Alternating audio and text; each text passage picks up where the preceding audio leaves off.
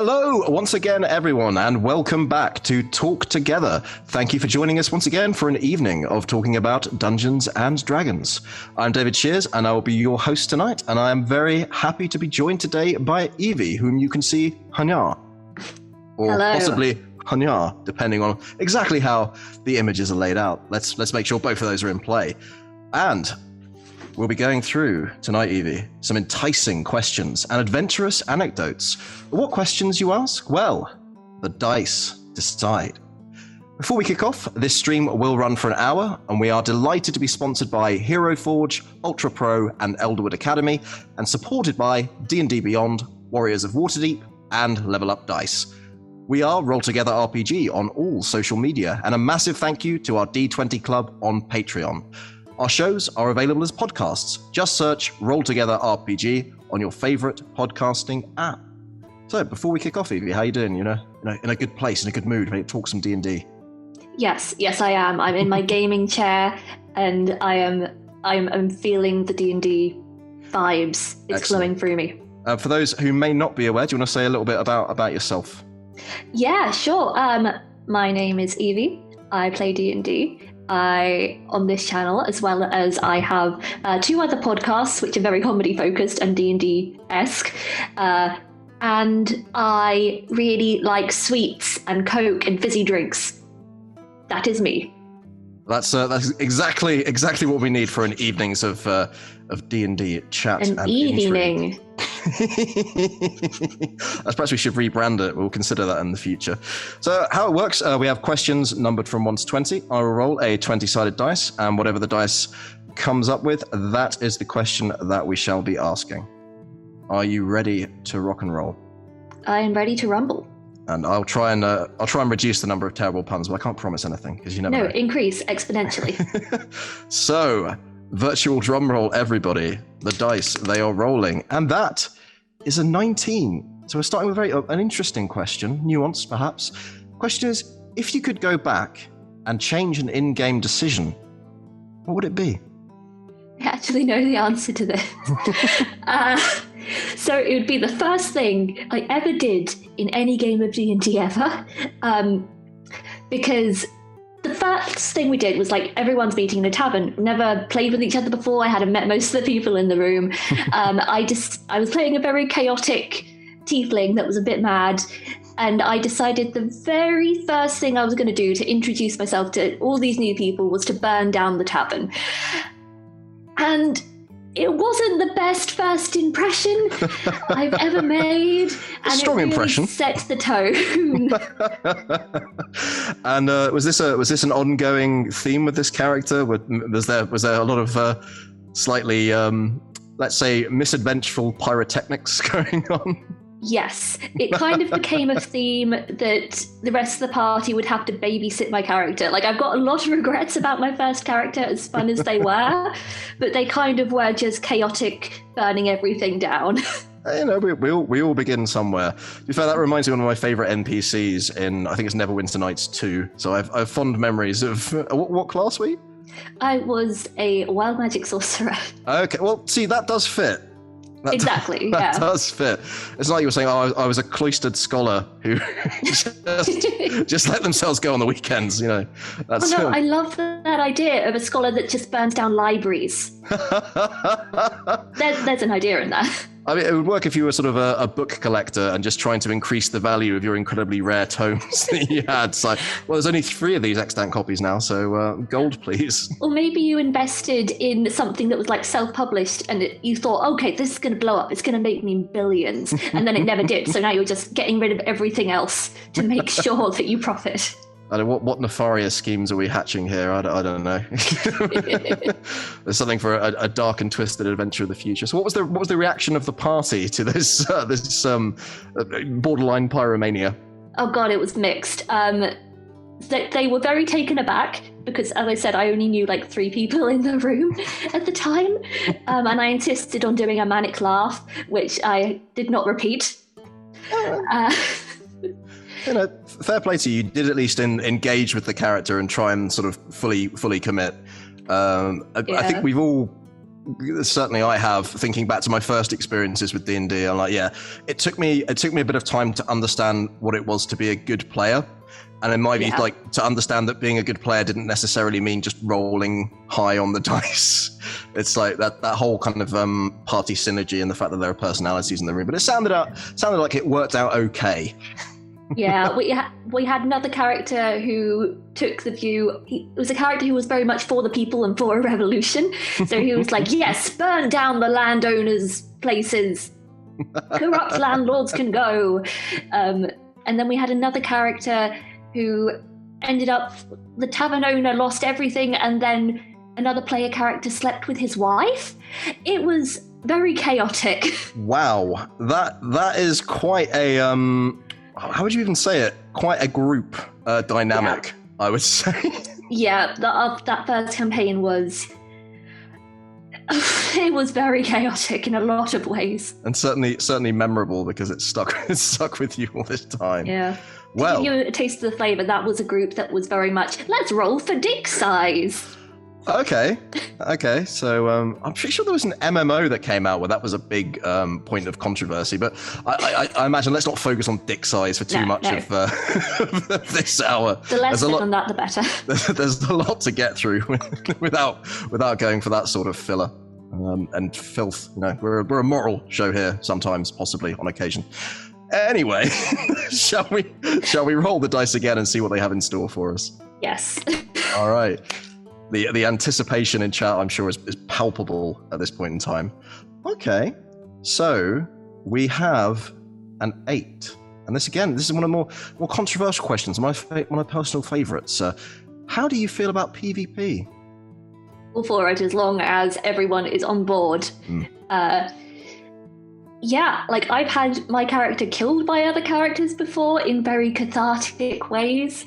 Okay. And there have been various things that as long as everyone is really happy about it and it feels right and no one feels like they're actually being personally attacked by it, absolutely go for it. It's a lot of fun. It's one of those things I think that you really want to sort out in a session 0 in terms of how the party feels about it, how people feel about it, so you don't ruin each other's fun. I can totally see with that. So, but tell me about these times when your character's been cathartically bumped off by other party members. I'm curious. So I had a character. The whole campaign was we were on like a portal jumping ship through different worlds. We did this so that we could like rotate DMs with like completely different things.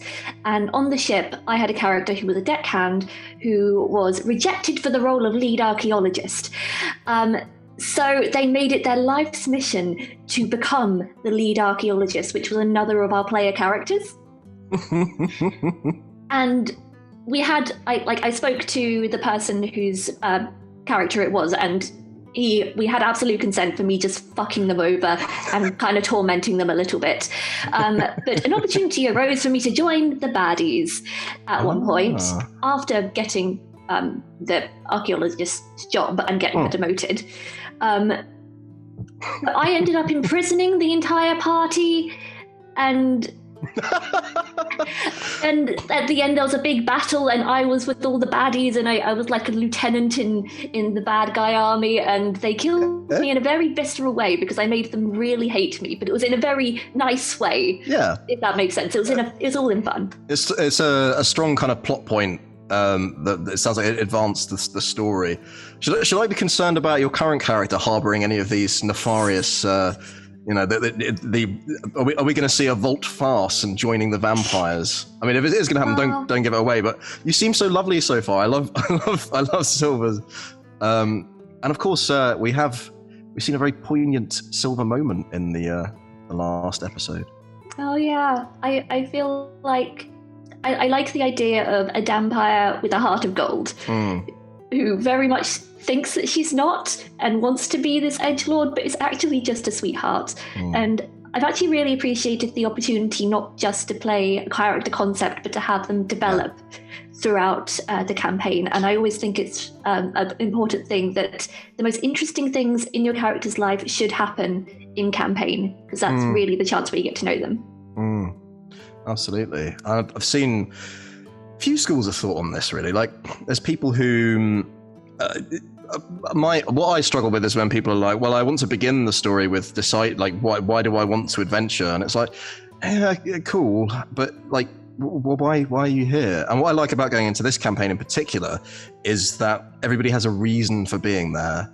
Everybody has a strong personal goal, and that we've managed to kind of find a group synergy in that. So there really is a case of, I feel like, playing off of each other and allowing that to kind of enhance. And some big moments and some big feels. Like I found myself really feeling for Silver in the latest episode. And stay tuned, everyone, to see what happens subsequently and in the future. Okay, fantastic. Well, it's that time again. We are going to roll the dice and see what they come up with. And that is a 12. Interesting. I don't think we've had this one before. And it's why are TTRPGs, tabletop role-playing games, for anyone that isn't aware, important to you? They are important to me because they are fun, and they're a reason to spend time with friends, and also a creative outlet. I work in an office most of the time. I need something fun and imaginative in my life. If you have to sit around table, certainly from my point of view, I'd rather be doing it to play D&D than for some form of office meeting. Oh yeah. So how long have you been playing for?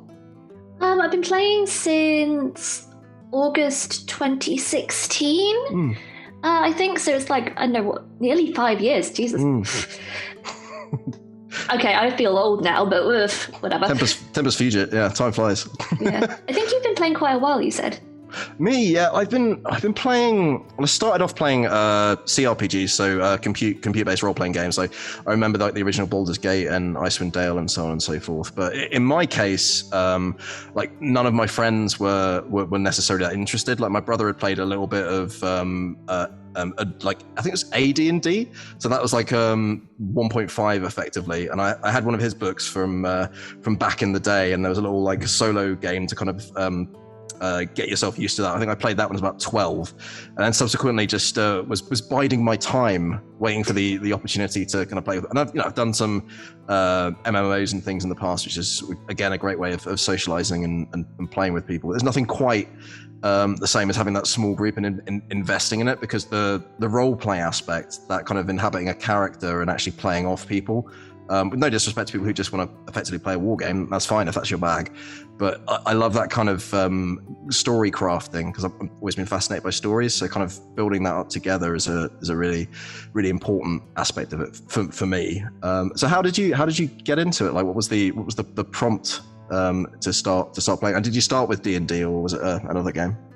Yeah, I started with D&D. I'd originally tried to get a group together in uni, but final years, so it wasn't going to work out.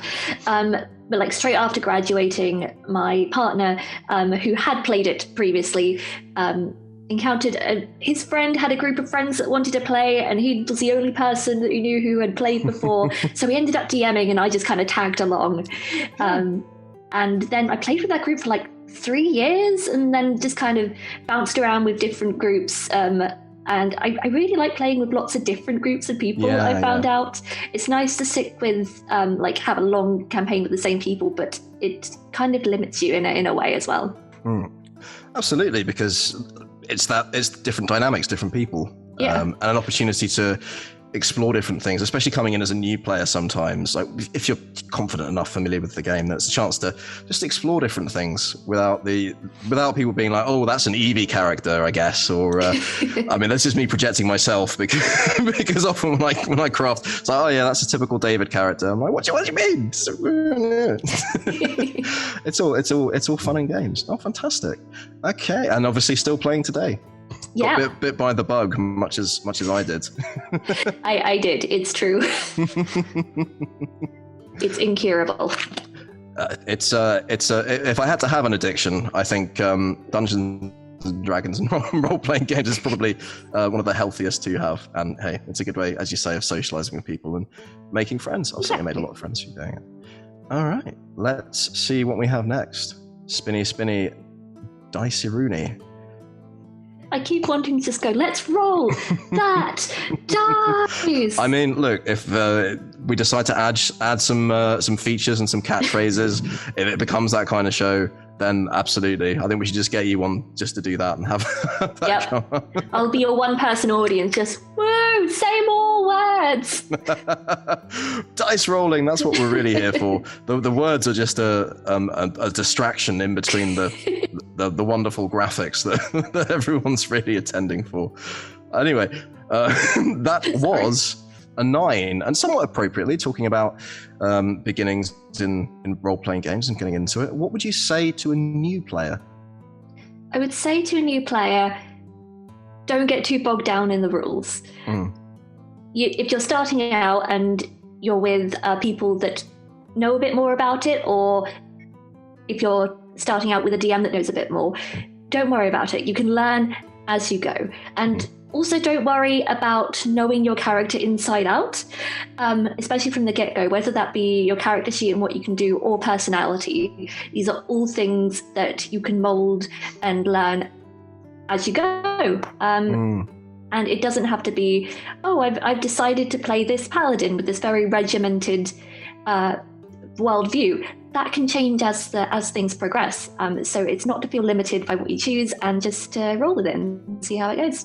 Absolutely. It's, I think allowing that organic growth, especially when you're just starting out, like discovering what it is that you enjoy doing. And I think 99 times out of 100, if you talk to the DM and like, just, I'm not entirely sure about the direction that this character's going in. Do you think I could do a bit more of this? And also, like, I saw some footage from a convention where essentially they had quite an experienced DM bringing brand new players into the game. And it was explained that, essentially just say what it is that you would like to do as your character, and then I will tell you what you need to roll in order to see if that happens or not. And it is that, It's that simple.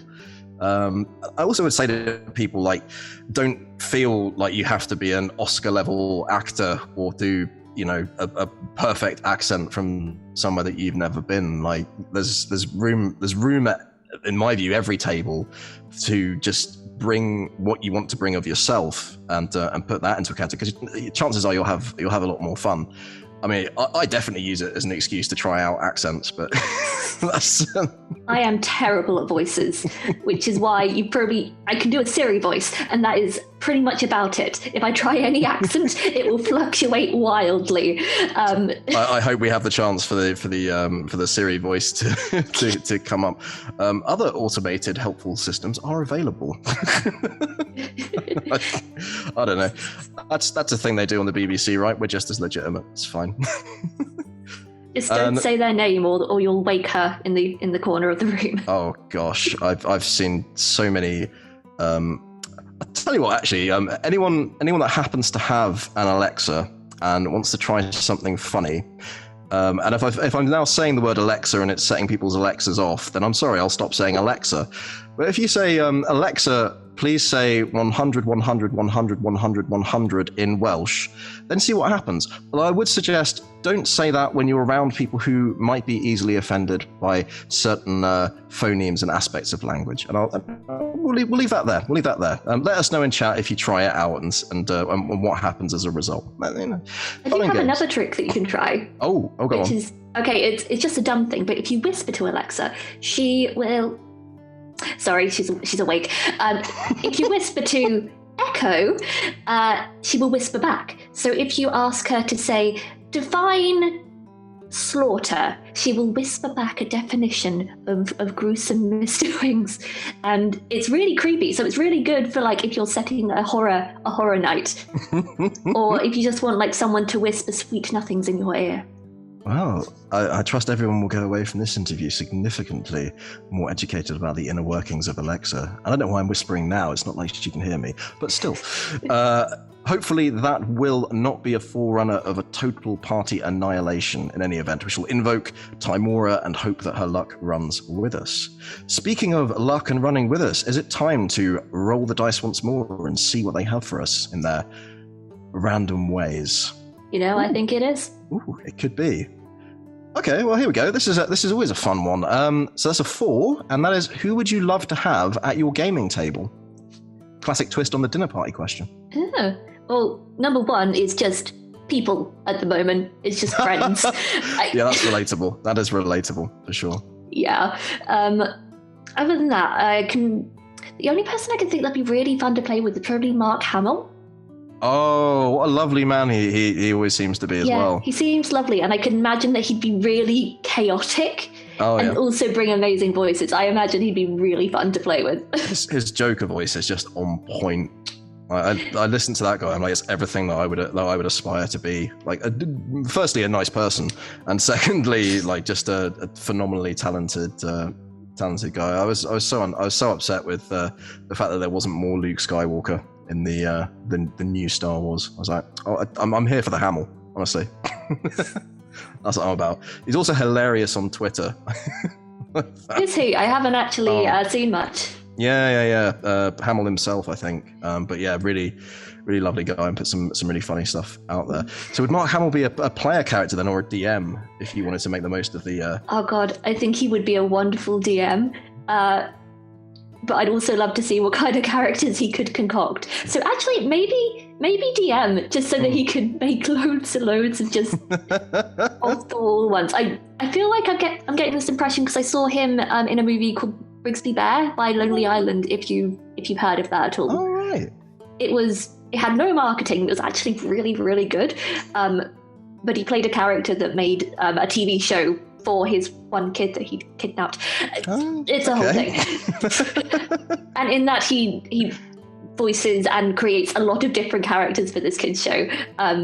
So I think I'm just imagining him being weirdly invested like he is in that movie. Whether or not that's accurate. Hey, that could be a campaign setting. Start from the midpoint of the movie and just some ancillary characters trying to get to the bottom of it. I mean, who knows? But I'd be there for some Hamill. I sort of think like to. All right, so you got the Joker at the table, and this is presupposing a level of knowledge that may or may not exist. But if you had to have a Batman at the table, which one would it be? You got your choices. You got your Val Kilmer. You've got your Christian Bale. Look, Christian Bale might get quite angry if... The answer is whoever it is in the 60s movie. That is Adam West. Adam West. Yeah. It would be Mayor Adam of Quahog. West. The classic Batman. Every time you roll a dice, it just comes up with kapow. note to mods. Let's get that for critical hits. Just the classic Batman animations. Pow, kablam. Mods just going, no. I could see that happening. Mods going, yes. And oh yes, I expect that now. I expect that by tomorrow. Yeah, I've got some pull and cachet in these parts. We're about to find out how much pull and cachet I actually have. Nonetheless, believe in yourself. Make it happen. I will do my utmost. Quite how effective that will be, well, we'll have to ask Sisyphus. But you never know. You got Hamill at the table. We've got Adam West. What would you say was the ideal kind of group size from the groups that you've played in? And I've played with the groups from between, I think 4 was the smallest, apart from a few like sort of one-to-one games just for fun and giggles. And I think the largest was about 15, which was obscene. How does that even operate? Slowly. Yeah, I can imagine. I wouldn't normally drink during a session, but I think some of those occasions you're just sort of sitting back and enjoying a film, effectively being acted out in front of you. But yeah. Do you never do Dungeons and Dragons and drinking? I do. I tend to like. I don't drink on stream, but when it's like a home game or something, and it's less important about what I do, then for sure. Like I'll have a nice glass of red or something, especially if I can bring it in with like the character sort of concept, you know. It's like I was like, oh, it's just my character smokes a pipe and has a nice glass of mead. Yes, it's the 82 mead. Very nice. If you ever feel like having a D&D game turn into party night, that I have a drinking game for you. I think we should make the rules of the drinking game available on Patreon or something for those who might. Because I think there's probably some very strict rules around having it on Twitch, so we can make it available in one way or another. But I'd love to hear that for sure. In fact, you know what? Tell me now, and if we need to edit it out, we will. Yeah, sure. Just for safety. So if you refer to someone by anything other than their character name, you roll an attack that hits, you roll a crit fail, you choose someone else to drink. If you roll a crit success, if you roll a success, you choose someone to drink. If it's a fail, you have to take a 2-finger drink. I can see that. It's a lot of fun. Yeah, especially with George's number of natural ones. I can see that being. Obviously, we would endorse playing this game with orange squash or similar. Get very hydrated. Other beverages are available. Okay, we have to try that at some point now. That's just the thing that has to happen. We'll get the Gloom Squad together for some out of hours rolling and activities. Some sort of ancillary mission. Why not? Anyway, having gone down that particular rabbit hole, let's see what the dice have for us. All right. That's a 13. Lucky for some. Is it lucky for you? Who knows? A slightly more esoteric question. What do dice mean to you? Shiny mouth froths go clickety clack. Forbidden snacks. Are you a dice collector? Do you have like sets for characters that you think bring you luck? Do you invoke dice jail? Any of these things? So I don't have any like the specific characters. I have about like 5 sets of dice that I literally get because they're pretty, no other reason. And I sometimes, if one is they're betraying me and they just need to learn a lesson, I do put them in dice jail for a little bit. It rarely works, but I don't know, you have that little bit of superstition in your brain, even though no, it's just probability. There's no way this dice is conspiring against me. But then you have a voice which says, but what if it is? What if it hates your character?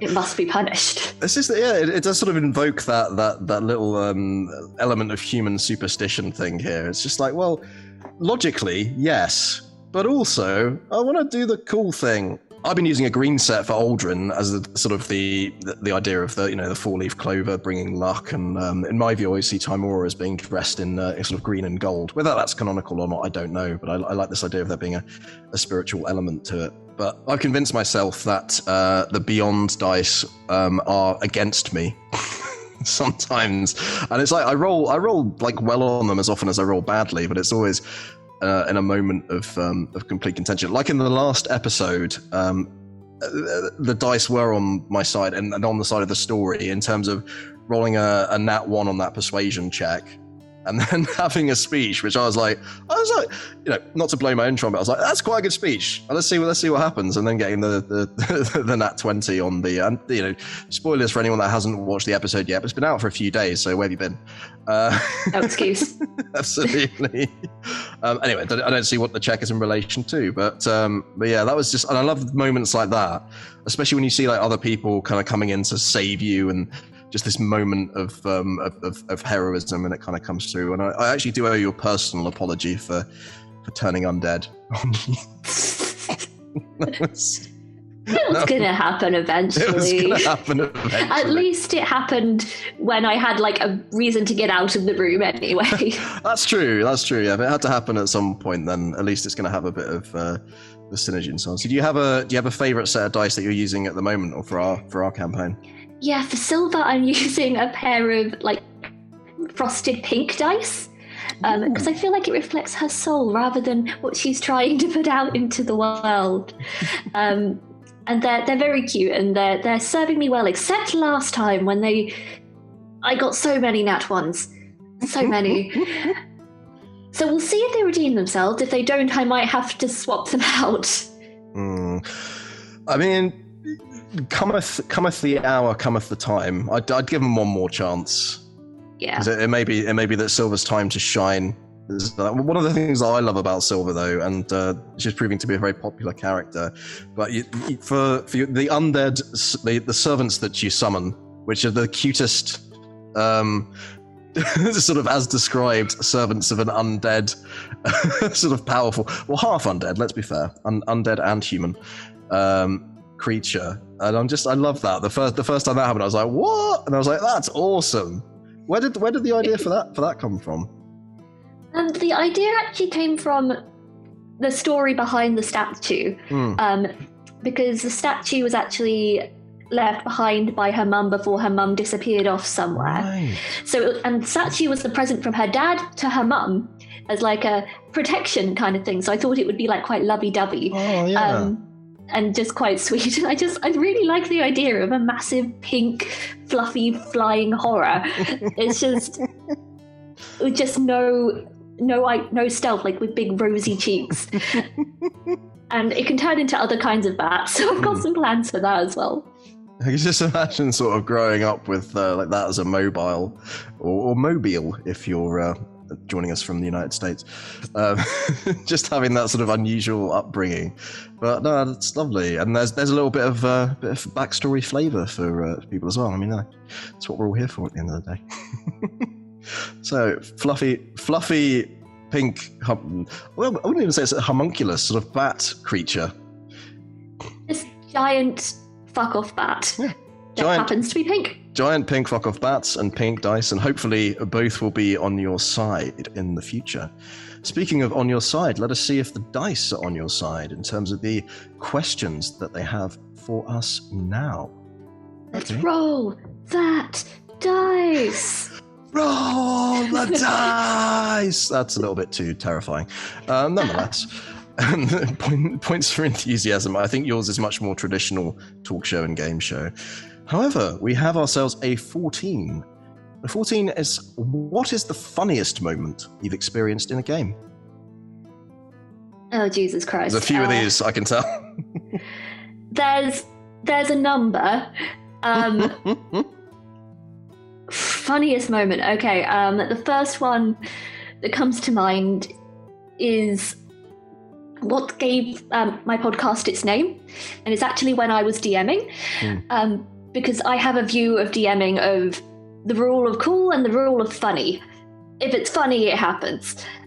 And it was like a big dungeon crawl with like 100 rooms that I expected them to get through in 3 sessions. But at one point, like, loads of people had swapped out their characters because everyone kept dying. It was one of those. But 2 of the characters were conjoined twins. One was a warlock, one was a druid. They're in a battle of some sort at one point, and then George, who was playing the druid, my friend George, is different George. The other Georges are available, yeah. They are from your local George cellar. Sure. Yeah, pick them off the shelf. Was flipping through to see what animals he could summon, and he found some deer. And it's like, oh, they're challenge rating 0. That means I can summon infinite deer. And I said, you know what? Yes, that happens. And he almost suffocated his conjoined twin by just filling the room with an infinite amount of deer. And just demolished the encounter, and I just said yes, and I have no regrets. Yeah, the physics enthusiast in me is wondering if that would actually destroy the universe. Possibly, yes. the big deer catastrophe. I said he could turn it off when he wanted, so they like appeared one at a time. Right. So it just went exponentially. Okay, so it's an ongoing deer effect. All right, yeah. Just everybody take a moment to just imagine that. Did you resist saying "oh dear"? Well done. Okay, that is a high bar in terms of just hijinks at the table. I can imagine if I was part of that game, I'd just be sitting there being like, "What is happening? What's happening right now? Why?" It was very on par with the tomfuck shittery that happened in that campaign. So what was the context behind this? Was it just a general inquiry, or was it to overcome a particular challenge that was occurring? Well, so they were all prisoners in this prison called the Vault of the Doom, and they had to kind of make their way through a death trap, and then there was a Tarrasque at the bottom. When they made it through and decided to release him, they all got a Tarrasque wish, which because why not? It was really dumb, but it was really fun. It was kind of like a let loose let off totally. steam kind of campaign. But yeah, the goal was just to get through as many rooms as they could as quickly as they could. Okay, sure. So any means that they felt was appropriate, I just said yes. I'm getting really strong vibes that remind me of like the Cube or that sort of situation. Just like, yeah, fine, ingenuity and fun and frolics. Why not? But anything else that springs to mind in terms of moments of, and perhaps not even that chaotic, but just moments of genuine hilarity? I mean, we've had a few. I've got, it's more of it was a concept of a dungeon that my friend ran.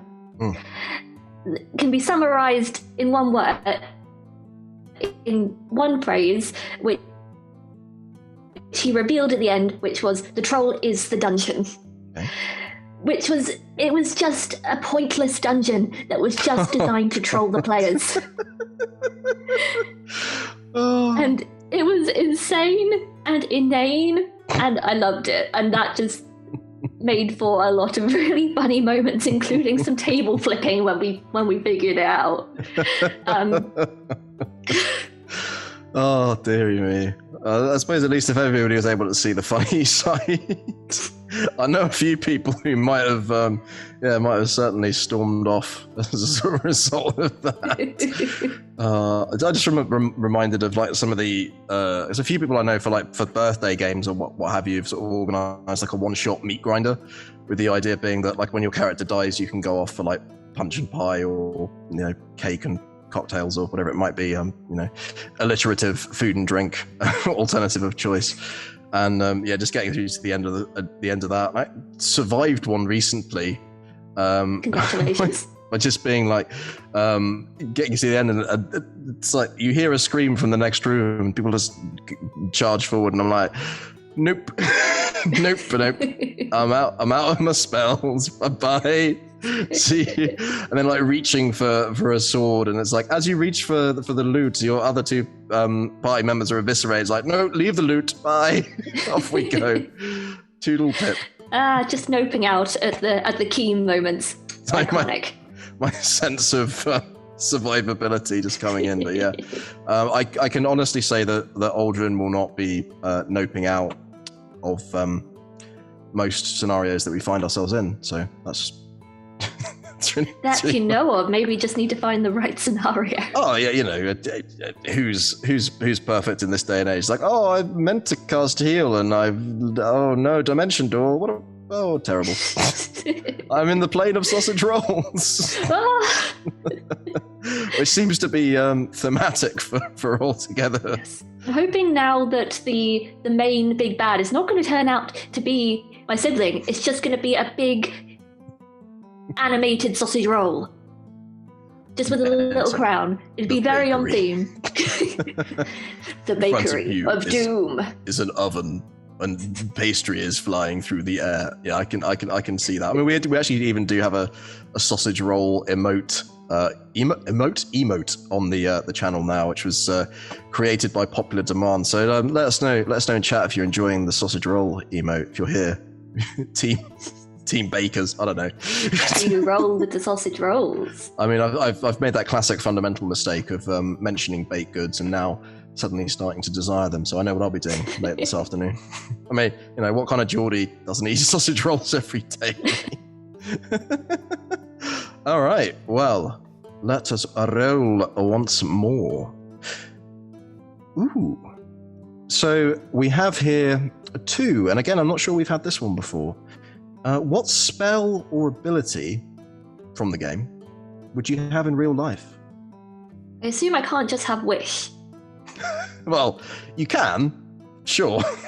Wish, so I can just do whatever the fuck I want. I can wish for more things. If I had a wish, I'd wish for more wishes. Okay, let's say you can't have wish. Okay, yeah. Something conjuring, so I can conjure a puppy every time I'm sad. Oh. Or maybe Tasha's hideous laughter, so everyone has to laugh at my jokes.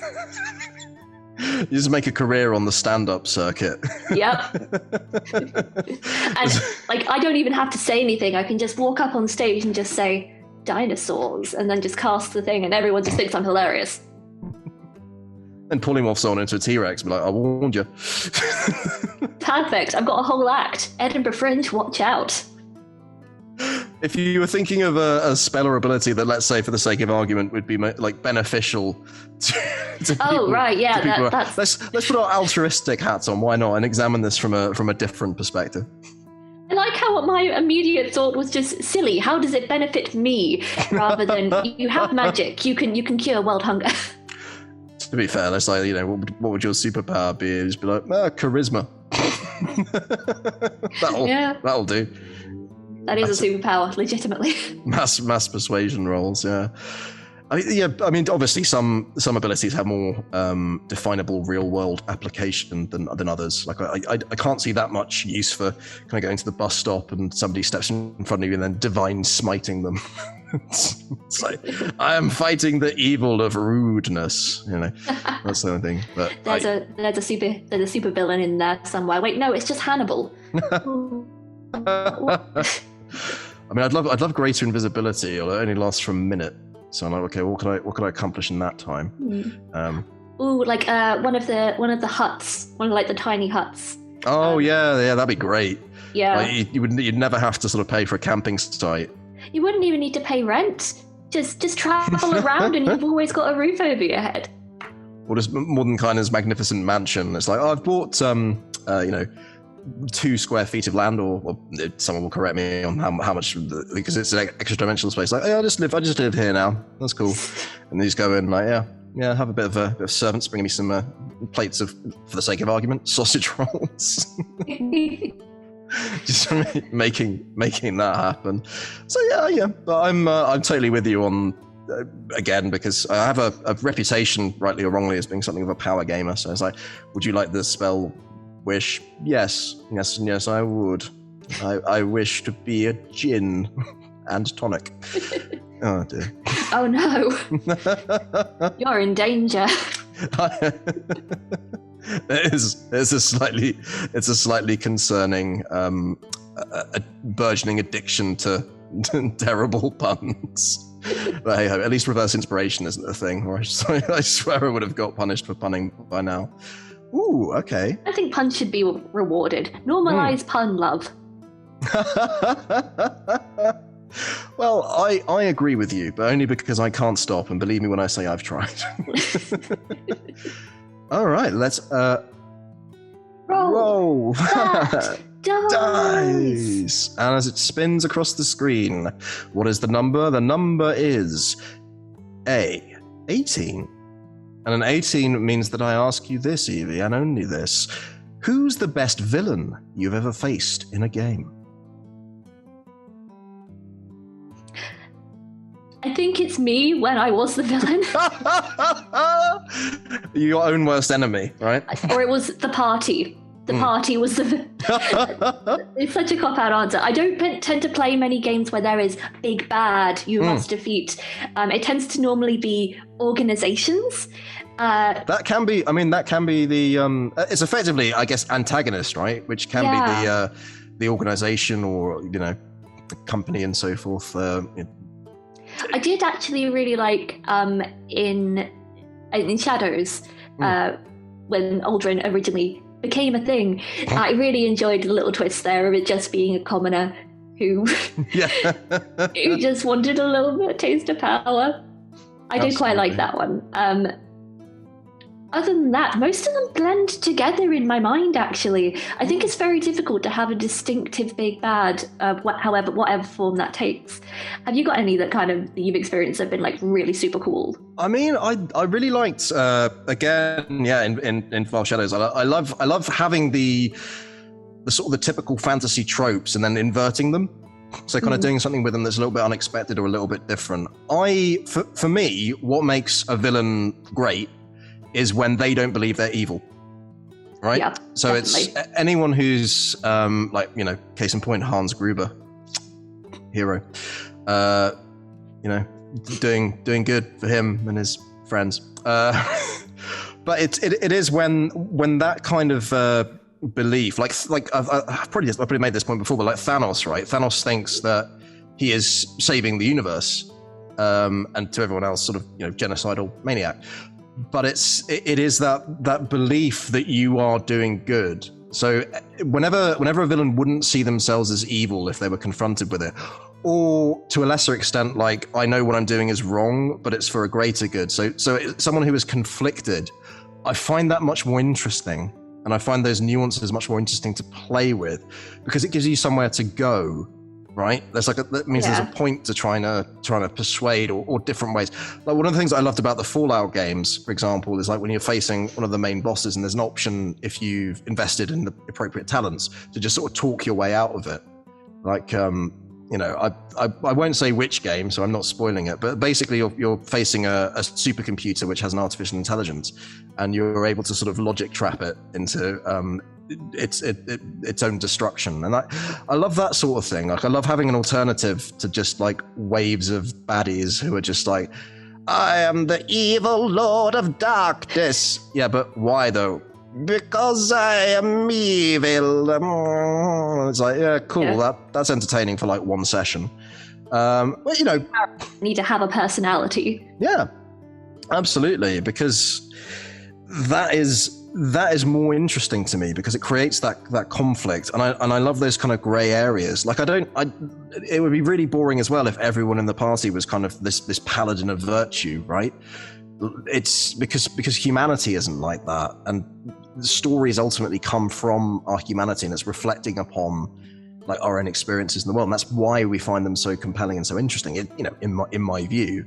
So having that, and I kind of think that actually in Gloom, I can see, because Chris is very good at crafting antagonists that are complex and have varied motivations and so on. So I'd be really interested to see like what it is that's behind what we're facing, and what it is that has made LaRouche LaDouche. Why has that happened? Sorry, that was me wittering on quite extensively there, but stories are a fascination of mine. Yeah, that's all right. I completely agree. And how are you finding LaRouche? Oh, that familial connection as well. Oh God, they're the worst, aren't they? They're just so smarmy. I feel like I have a sister's disdain already. I partly probably because I tried to wind them up in a dream. But I'm really enjoying the dynamic and the kind of the dichotomy of they do bad thing, but family. Yeah. It's kind of more of a complex good bad relationship than I've played in other games. So I'm finding it very interesting. Although as Evey, I just think they're so smug. Just want to punch them. we are a very pugnacious party. There's a lot of punching that's capable of being distributed. Like some of these numbers that are coming out, I'm like, it's wonderful. Especially, I don't think Aldrin's ever been surrounded by such capable allies. It's just like I will stand back and eat my sausage roll. You don't even need to do anything because we've just got fucking Persephone and Trix just annihilating everything in their path, which is insane. I say we solve the gloom and then just do a tour of gladiatorial arenas. Yes. That's the way. Chris, if you're watching this, we'll just end the campaign next session and then just endless gladiatorial arenas. Yeah. I'm sure that's been taken on board and subsequently thrown over the side as soon as we leave the harbour. Nonetheless, we have, I think, probably got time for a couple more questiones. So okay. Let's see what we have. And that is an 11. An 11 means that I ask you this and only this. Who is your favorite character? That I've played or have seen someone else play? It can be either. I mean, we'll probably get into both. Why not? Okay, so the favorite character I've played is I've played her in a few games. Her name is Sprinkles, Bringer of Death. I already love. She is a gnome barbarian who automatically flies into rage if anyone calls her short. And she also has a little bit of short-term amnesia. So you'll tell her something and 10 minutes later she'll have just completely forgotten it. And she's just dumb as a bag of rocks, but an absolute delight to play. And just in every campaign, she's just so much fun. Especially if I tell everyone about the short thing, and then it will come up in key moments, which is always lovely. I just imagine like the two sort of heavies outside of the main base seeing Sprinkles approach and just saying like, "Oh no, it's Sprinkles! Don't mention the eye, whatever you do." Then a party member just shouting, "They called you short!" And just having to survive for 10 minutes until she forgets why she's angry. Yep. Exactly. That's fantastic. So what's the look of Sprinkles? And can you mention a particularly epic Sprinkles moment if one springs to mind? Oh God. So Sprinkles, very short, very blonde, like a big ponytail, and a normal-sized great axe, like Final Fantasy style. Fantastic. Zweihander, yeah. And an epic character moment is actually in conjunction with one of my favorite player characters that I've experienced someone else playing, which was, we were all like level 5 characters, and it was an escort mission to escort this prince from A to B to get crowned. And my friend Lachlan decided he was going to be shit bard. He was going to be a level 1 terrible bard. And it worked so beautifully in a party amongst relatively competent level 5s. But basically, Sprinkles was the only survivor of that campaign after the prince was assassinated by his close personal bodyguard at his inauguration. And Sprinkles just ended up walking away from the bloodshed and just had a moment of just Sprinkles' innocence melts away and to the new chapter. And I felt that was a really interesting moment. I don't know how I got out of that alive, but yeah. So it's walking tall. And that's what it is. Combat boots with Cuban heels. That's what I recommend. Yes, probably. It's not that I've ever created a character that was exactly 5 foot tall, because that would fit inside a minor illusion. Definitely haven't done that. That's crazy.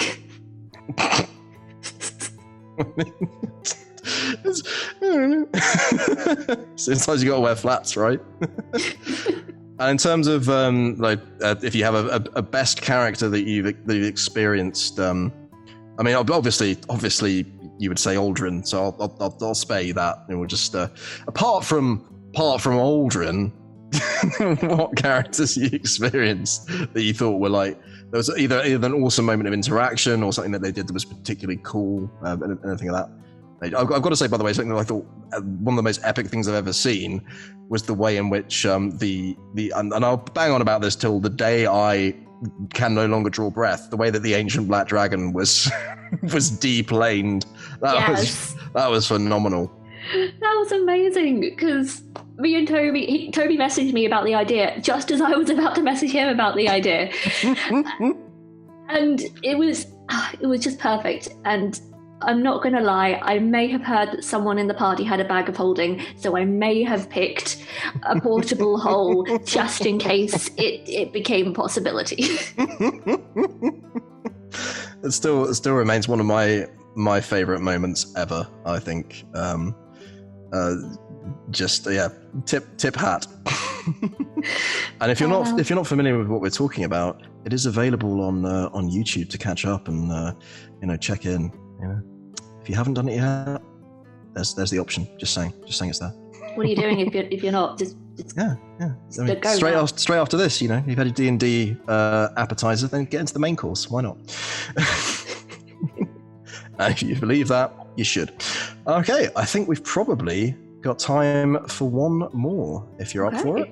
Absolutely. All right. Let's see, what is our climactic ending going to be? Oh, good. This could be very revelatory. It's a 15. So it's where do you start when making a character? What's your character process? My character process is quantity over quality. I come up with like 10 ideas of general character concepts and float them by whoever is nearby. I call it just throwing shit at the wall and seeing what sticks. And then, so it's usually just a really dumb idea. For example, a edgy vampire who is actually quite cuddly on the inside, and then there's time for development after that. I like to have a little bit of backstory, but I don't like to have them too fleshed out because I like to discover them more through play. But I've got notebooks just filled with dumb character ideas, and like I've got for example, a magical girl warlock who does a magical girl transformation to channel the power of the patron. They've gone now. Oh, I have one that is just from like the Adventurers Union, who is auditing the party because they've heard of some misdeeds. I come up with general ideas and then go from there, depending on what's relevant. What was the process behind Silver? Was she one of many concepts that just seemed to work, and then developed as you got to grips with the reality? So my original idea for her was, what if I had what is essentially a vampire, but from a suburban background? Like it was just like no tragic backstory, happy family life, is just going through an edgy teen phase. And then I kind of workshopped that through with Chris, and we landed upon, okay, so probably positive relationship with father in Baldur's Gate, and then I could still kind of take the rebellious teen that didn't have much to complain about, and kind of mold it from there to the story, so that I had much more involvement with the actual campaign, and it's not just a concept floating outside of the world. It has been delightful as well. I love the entrance that Silver and Trix made into the party. Just imagining all eyes being like. And I love this. Super stylish. I love the idea of the unironically edgy. Like this. I'm edgy because I'm a teenager, not because I'm a vampire. That's the cool kind of twist on it. Like in my view. Have you found? Don't have to give anything away, but have you found that as the campaign's been ongoing, that there have been little developments that you've made and little decisions that you've made in terms of how the character is developing? Because I remember you said that you don't like to have those decisions made in advance. Yeah, absolutely. For example, my relationship with Trix and our being besties, basically, that wasn't really something that I went into it thinking we're gonna be besties. That was just kind of something that felt right in the kind of improv play moment, and now I'm really territorial over the friendship, and I felt like that developed quite naturally on my end, at least. And I feel like now with the recent episode, Silver's going in a more genuinely edgy direction that with good reason, probably becoming a bit more authentic, probably. Yeah, with good reason. I mean, I totally agree with you. Like, I feel like the Silver's relationship with Trix has developed very organically, and as a party, there's a genuine feeling that we are invested in each other and invested in each other as well. But I mean, you could tell. I presume most people could tell by the end of the last episode that we all cared, and that's the sign of being invested in the story. And for me, that's what makes for a really great D&D experience, because it's building more than the sum of each of our parts, and it's I almost imagine it like one of those big sort of sandcastle sculptures that we've all had a hand in putting things together, and it becomes this creation that that matters in a way. And that's again one of the great things about stories and like I wasn't the magic even of it. Involved in the fight at the end of that episode, and my heart was in my mouth. Like I was just like, oh my god, I'm so tense, and I was so invested in how they were doing and what was going to be the result of it. And it was what I think as well is that our characters are really invested in each other, but we're invested in each other's characters as well. So I've kind of got a little bit of an audience thing there, because I find it hard to connect to characters a lot, but these guys everyone is just such a sweetie and just such strong characters. It's really a joy to play. Fantastic. Well, that's a very positive note to end upon. That is about all we have time for today. Is there anything that you want to plug, want to talk about? Anything that's close to your heart? What's close to heart is my chest. In a very literal sense. The only thing that I have to plug is my podcast, Infinite Deer. I am an editor and co-producer on that. It's kind of 70% comedy improv and then 25% actual play. You can find that on all good podcasting apps. I would highly recommend looking into it. Just bear in mind that it is batshit bananas. It sounds to me like the perfect thing to listen to either before or after you listen to the Roll Together podcast. I mean, why not have a podcast day, go for a long walk, enjoy yourself. Excellent. I shall check that out myself, and the details should be available in chat now for anybody who wants to check that out, and I strongly suggest that you do. Thank you, everyone, for joining us and being part of the show. If you enjoyed us, we stream every Saturday from 6 p.m. to 7 p.m. GMT and stream D&D games on Mondays and Tuesdays. On Mondays from 6 p.m. to 9 p.m. GMT, we stream Gloom Falls on Baldur's Gate, where you can see both of us. And on Tuesdays, we will be starting a new stream, Escape from Carcerary, DM'd by Niall Eshak. All of our shows stream at twitch.tv/rolltogetherrpg, and there's a YouTube link in chat. And don't forget, you can also enjoy as a podcast. Many thanks again to our D20 Club on Patreon, all of our sponsors and supporters, and a special thanks to Evey for joining us today. Remember, stay classy at the table. See you soon.